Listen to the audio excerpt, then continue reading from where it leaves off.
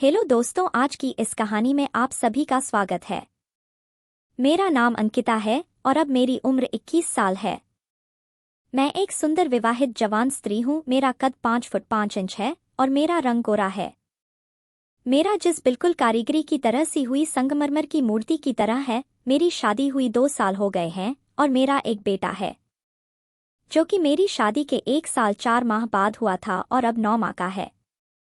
जब वह 4 माह का था तब मेरे पति का तबादला दुबई में हो गया था क्योंकि उनके क्षेत्र इंटरनेशनल था, इसलिए वह परिवार को अपने साथ नहीं ले जा सकते थे। उन्हें हर 12 माह के बाद 1 माह के लिए भारत आने की इजाज़त थी। विदेश जाना उनकी मजबूरी थी, इसलिए मुझे और मेरे 4 माह के बेटे को अकेला छोड़ गए थे। हम अकेले ना रहे, इसलिए मेरे पति ने मेरे ससुर यानी कि अपने पिताजी को हमारे साथ रहने के लिए शहर बुला लिया था। मेरे ससुर जब हमारे साथ रहने के लिए आए तब उनकी उम्र 40 साल की थी। हमसे अलग गांव में रहते थे। मेरी सास की मृत्यु 1.5 साल पहले हो गई थी और पिछले 1 साल से ज्यादा वहीं पर गांव में अकेले ही रहते थे। पापा जी आर्मी में मेजर रह चुके थे और रिटायर्ड होने के बावजूद वह बहुत फर्टाइल द आर्मी में आर्मी के तौर तरीके और तहजीब वह अभी तक नहीं भूले थे। गांव में रहने और खेती बाड़ी करते तथा गांव के शुद्ध वातावरण के कारण उनका शरीर बहुत ही गठीला था और इस आयु में भी वह एकदम 30 साल के जवान लगते थे।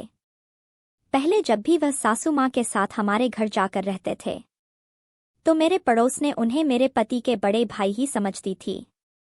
हमारे साथ ही रह रहे थे। पढ़े लिखे होने के कारण उनका उठाना बैठना और पहनावा भी शहरवासियों जैसा है, इसलिए मेरे साथ घर में बहुत जल्दी एडजस्ट हो गए थे। घर के काम और बच्चों की देखभाल में मेरा हाथ बटा देते थे। मुझे और मेरे पति को करना बहुत पसंद है और शादी के बाद कई दिन तक हम ऐसा नहीं था कि हम अब मेरे पति को दुबई गए हुए लगभग 7 महीने हो चुके थे और इन 7 माह में पहले 2 माह तक मुझे एक बार भी क्रिकेट खेलने को नहीं मिला, इसलिए मैं इतनी बेचैन रहती थी और सारा दिन तड़पती रहती थी, पर कोई भरोसे का नजर नहीं आता था। लेकिन 5 महीने मुझे अचानक ही एक ऐसा अवसर मिला जिससे मुझे मेरी जिंदगी में बहुत बड़ी खुशी मिली और वह भी मेरी अभी तक जारी है। यह उसे दिन की बात है जब मैं घर की सफाई का काम करती हुई पापा जी के कमरे में गई तो मैंने पाया कि वह कमरे में नहीं थे। मुझे समझ में नहीं आया कि वह कहाँ गए होंगे, इसलिए मैं इधर-उधर देखने लगी और तभी मुझे उनके बाथरूम की लाइट जलती हुई नजर आई। मैं उठी और जल देखने चली गई। वहां मैंने देखा कि बाथरूम का दरवाज़ा थोड़ा सा खुला हुआ है और अंदर से कुछ अजीब सी आवाज़ आ रही है। मैं सुनकर घबरा गई और सोचा कि शायद पापा जी की तबीयत ठीक नहीं है या वह किसी तकलीफ में है। मैं घबराहट से जल्दी से बाथरूम का दरवाज़ा खोलकर अंदर झांकने लगी। अंदर का नज़ारा देखकर मेरे होश उड़ गए। पापा जी अपने महाराज की बड़ी तसल्ली से मालिश कर रहे थे। इससे पहले मैंने देखा कि पापा जी जोर जोर से सिसकियां ले रहे थे। यह सब देखकर मेरी नज़र में जोर से एक लंबी सांस निकली, जिसे सुनकर पापा जी ने पलटकर देखा और मुझे देखते ही गुस्से से बोले, तुम यहाँ पर क्या कर रही है? इसके बाद मैं तो उनके सामने भी नहीं गई, लेकिन दोपहर का खाना बनाने के समय बेटा तंग कर रहा था तो मुझे मजबूर होकर उसे उन्हें देने के लिए जाना पड़ा। तब बिल्कुल भी पापा सामान्य तरीके से पेश आए। इससे मेरी जान में जान आई और मैं भी उनके सामने आने लगी तथा सामान्य तरीके से व्यवहार करने लगी। लेकिन उसे घटना के बाद अगले दिन भी मैं उस नज़ारे के बारे में सोचती रही। अगले दिन रात को सोने के समय मेरा बेटा बहुत रोने लगा। जब वह चुप नहीं हुआ तो मैं उसे पापा जी के कमरे में ले गई और उन्हें लेकर उनसे चुप करवाने का आग्रह किया। पापा जी ने गोद में लिया और मुझे तेल लाने को कहा। मैंने उन्हें तेल लाकर दिया तो उन्हें मेरे बेटे के पेट पर तेल मिलना शुरू कर दिया। कुछ ही देर में बेटा चुप होकर उनकी गोदी में सो गया। पोते को दादा के पास छोड़कर मैं अपने कपड़े बदलने चली गई। तभी मेरे दिमाग में योजना आई कि अगर मैं पापा जी को अपनी झलक दिखला दूं तो शायद कुछ बात बन जाए। अपने सारे कपड़े चेंज करके अपने गुलाबी रंग का पारदर्शी का नाइट सूट गाउन पहना, फिर बेटे को पापा जी के कमरे में लेने के लिए गई।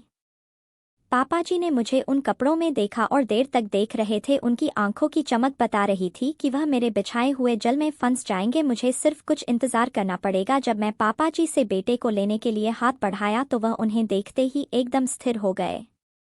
मैंने कहा, पापा जी यह सो गया है। तब हाथ बढ़कर उन्होंने कहा, यह अभी अभी सोया है, कच्ची नींद में है, इसलिए इसे अभी यहीं रहने दो।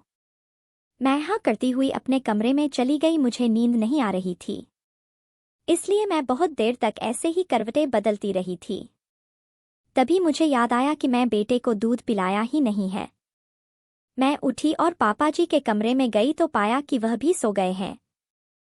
तब मेरे मन में आया कि मैं भी इसी कमरे में सो जाती हूँ, क्योंकि बेटा भी इसी कमरे में सोया हुआ है, और मैं उनके साथ वाले बेड पर लेट गई, बेटे को अपने पास खींचा और इतने में पापा जी की नींद में ही करवट बदली और सीधे होकर सोने लगे। मेरे बेटे का पेट भर चुका था, लेकिन मुझे नींद नहीं आ रही थी।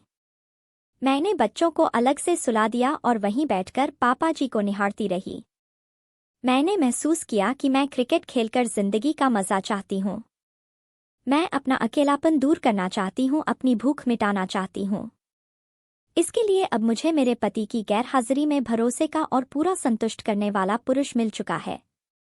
अब मैं और इंतजार नहीं कर सकती, और इसलिए मैंने अपनी सारी चीज छोड़ी और मैं ससुर जी के पास जाकर बैठ गई। तो थोड़ी देर बाद पापा हिलने लगे। मुझे लगा कि उनका हाथ मेरे सर पर आ गया है और ससुर जी जाग गए हैं। उसकी इस हरकत से मैं थोड़ा घबराई। मेरी हालत पतली हो गई थी, मेरी सांस उखड़ रही थी। फिर मैंने हिम्मत नहीं छोड़ी। करीब 1 घंटे के बाद पापा जी का हाथ मेरे सर से हटा और नीचे आ गया। उनकी इस हरकत से मुझे मजा आना शुरू ही हुआ था कि पापा जी उठकर बैठ गए और उनकी नींद खुल गई थी। उन्होंने मुझे झटके के साथ अलग कर दिया। फिर उन्होंने उठकर एक लाइट जलाई और वह खड़े होकर मुझे देखने लगे। मैंने जवाब दिया, पापा जी मैं तो वही कर रही थी जो आप चाहते थे। पापा बोले, मैंने ऐसा करने को कब कहा है? तुम्हें ऐसा नहीं करना चाहिए था और माफ कर देना चाहिए था। पापा जी मैंने आज तक आपको कोई भी आदेश का इशारा कभी नहीं डाला, तो मुझे कैसे मनाते? उत्तर दिया, अरे मैं तो नींद में और सपने में था, जिससे यह सब तुम्हारी सांस कर रही थी, इसलिए मैंने ऐसा इशारा किया होगा। मैंने कहा, पापा जी तो क्या हो गया? अगर मैं इशारे को आपका डे समझकर आपकी सेवा भी कर दी तो आपका सपना और मेरा कर्तव्य पूरा हो गए हैं। अरे तू बात क्यों नहीं समझ रही है? मैं नादान बनती हुई बोली। इससे पहले कि वह कुछ कहे और बात ज्यादा बिगड़े, मैं उठकर खड़ी हो गई। उन्हें आगे कुछ बोलने का कोई मौका दिए बिना मैं उनके पैरों को पकड़कर नीचे बैठ गई। पापा जी कुछ नहीं बोले और चुपचाप खड़े रहे। मैं समझ गई कि अब लोहा गर्म है और चोट करने का समय आ गया है। बस दोस्तों, मेरा ससुर अब निकल चुका था। उसके बाद बिना कुछ सोचे समझे मेरे ससुर मेरे साथ मस्त वाला क्रिकेट का खेल खेलने लगा। मेरे ससुर ने मेरे साथ लगभग 2 से 3 घंटे तक मस्त वाला क्रिकेट का खेल खेला। उन्होंने मेरे साथ मेरे पति से भी अच्छा क्रिकेट का खेल खेला था। उन्होंने मुझे इतने दिनों में बहुत संतुष्ट कर दिया और अभी यह खेल रोज चलता है।